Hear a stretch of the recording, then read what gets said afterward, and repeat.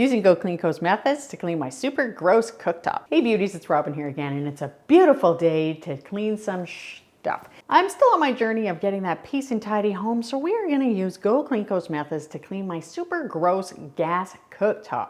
I'll also tell you how to clean a flat or glass cooktop as well. So welcome to my brown kitchen. Isn't it beautiful? First, we're gonna do the grates. Now these have like a molasses tar that is cooked on, super gross. So we're gonna take it outside into the yard where it's not raining for once on the West Coast. I'm gonna put down some flyers. Also gonna do the caps of the burners as well. Now Go Clean Co recommends doing Easy Off, which is a great degreaser. It cooks on that super cooked on grease really well. So I'm gonna give it a really liberal spray. The reason I'm doing this outside is because it is really hard on your lungs. So I would even recommend kind of like holding your breath and stepping away in between sprays, because even outside it's hard on your lungs. Now I'm gonna let it sit for an hour. Easy Off says 10 minutes, but this, trust me, it needs an hour. It is crazy gross. Now after it's sat for an hour, I use this really good scrubbing brush, and I'll link that below if you're interested. So it gave it a really good scrub, and after I got some hot water, rinsed the brush with it, scrubbed it some more, decided I was just gonna do one more pass at it. So I sprayed the Easy Off one more time, let it sit for another hour, gave it another scrub,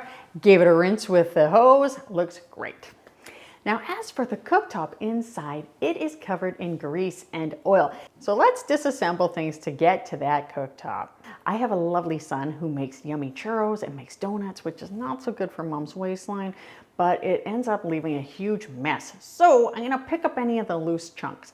Then Go Clean Co recommends using vacuums to vacuum up loose things, which I think is a good idea. I'm also gonna blot up the oil before I vacuum, because then I'm not getting that all over my vacuum. So I'm just gonna vacuum up all the loose bits. As for the cooktop itself, they recommend using either Dawn or Dawn Power Wash. Now I could sprinkle Dawn on, which I've done before, but I love Dawn Power Wash. It works so well for cleaning things. Now I've got a soaking wet microfiber moth. Now these you can get at Costco or on Amazon. I'll link those below. And I'm gonna scrub it really well. It's actually so cooked on that I have to let it sit for a little bit. So in the meantime, I actually ended up cleaning my toaster oven. I might even do a video on that in the future. You never know. And then I came back and gave it another scrub. Now, if you have cooked on brown bits, you can do a couple of things. You can use something that's not abrasive enough to actually scratch your cooktop, like a Scotch-Brite sponge, or you can use Barkeeper's Friend, which can etch it. So you need to be careful. Now, I think I've done this in the past because you can actually see a couple of etches in my cooktop, which I'm not in love with, but I don't lose sleep at night. So I generally just do the method of the Scotch-Brite sponge. As for the rings on the stove, I gave them a scrub with the Dawn as well, but more on those in a minute. Before I get to cleaning the components, let's talk about the hood. Now this is one thing that often people neglect, the hoods and the filters. Now, always make sure that you're using your fan when you're cooking, because it removes the grease from your kitchen, which is really important. Otherwise, things will be covered. And you also need to clean your filters more regularly than I have. So I think they actually recommend doing it every 1 to 3 months, but probably every month is the best thing. So if you take these down, you can see they are covered in grease. And I apologize that this is the day that the light burnt out up there, but what are you gonna do? That's just what happens when you shoot videos. So I'm gonna take these filters and put them in a sink of really hot water. I'm gonna put in a dishwasher tab, make sure that dissolves really well. I also threw in the burner plates and the knobs from the cooktop as well. So after an hour, unfortunately, the burner plates and the knobs were covered in grease. So, oops. Next time I would do them separately. And if you used a bigger sink, I would use 2 dishwasher tabs for these filters because they're super gross. Lesson learned, drained the water, filled it with some hot soapy Dawn water, and gave everything a really good scrub. The knobs came out perfectly clean, and the burner plates are pretty clean as well. If you wanted to get those dark stains off, you could use Barkeeper's Friend. I don't really care that much because they're not visible and it just doesn't really matter to me. Also, if you use the Easy Off on them, it can also turn them black. So the Barkeeper's Friend is how you do that, but you really have to scrub to get any of that off. And I really just don't care that much.